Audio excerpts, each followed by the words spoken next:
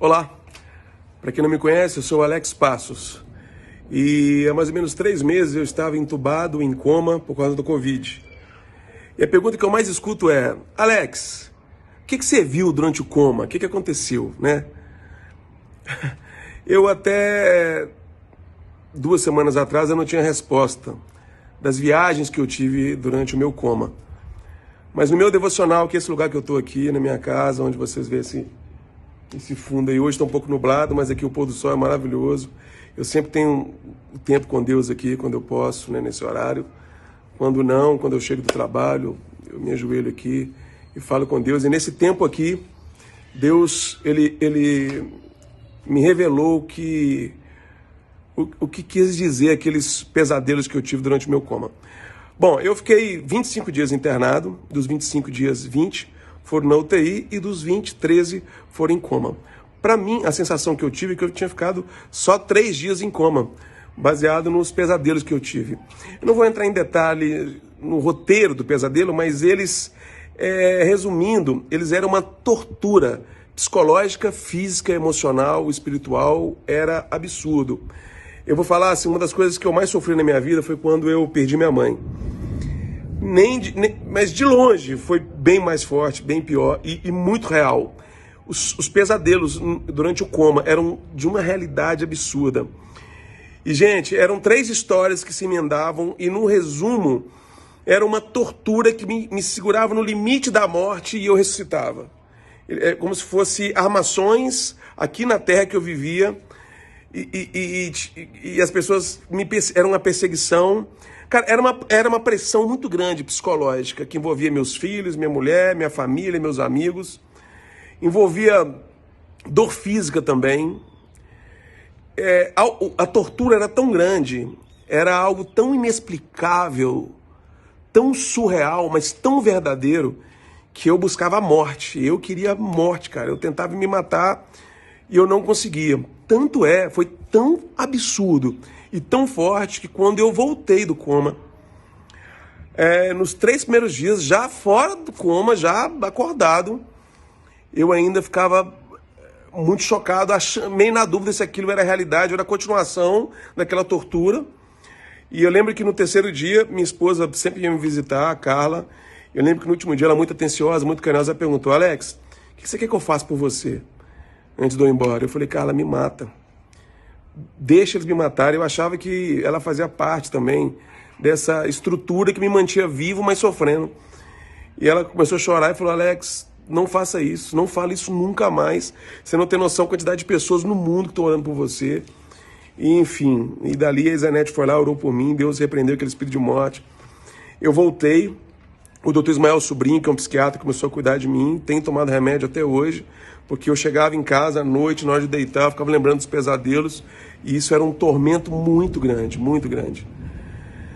E eu não entendi, passou 10 dias, 20 dias, 30 dias, 40 dias, 50 dias e nada. 2 meses depois que eu voltei para casa, aqui no meu devocional, Deus pôde me falar o que Ele quis dizer.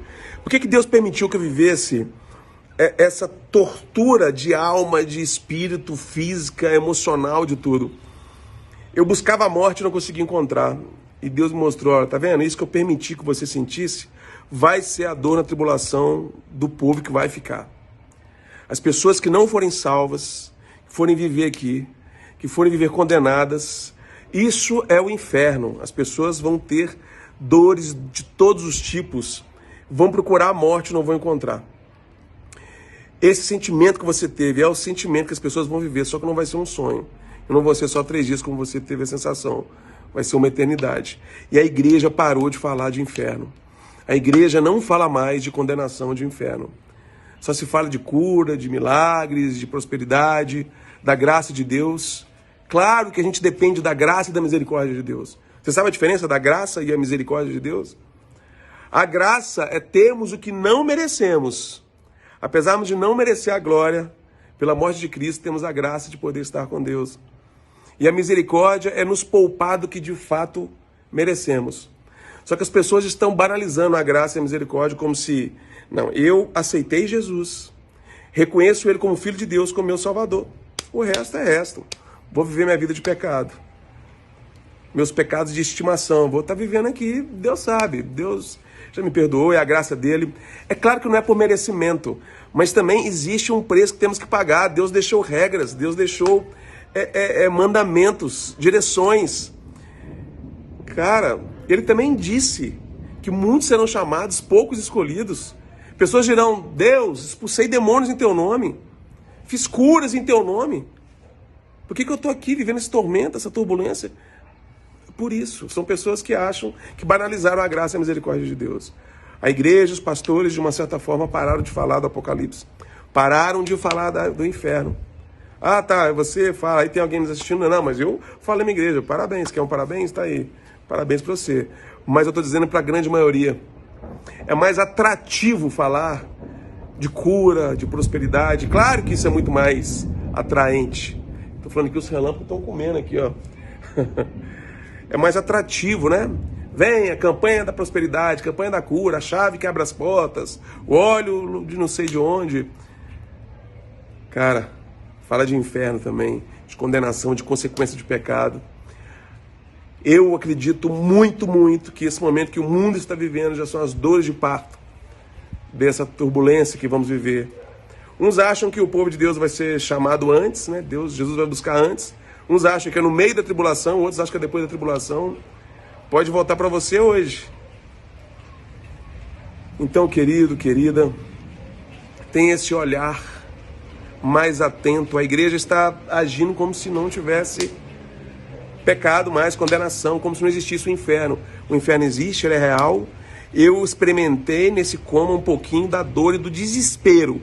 Não tem outra palavra, desespero que é ficar. Então não fique, busque o Senhor, salve a sua vida, a da sua família, dos seus amigos. Essa é a palavra que Deus me deu e eu quero compartilhar com vocês. Eu estava esperando um tempo certo para poder falar disso. Hoje é segunda-feira, está começando a semana aí. Deus possa falar com você, falar com você. Ah, Alex, está falando bobagem. Amém. Aí é com você. Beijo, boa semana para todos.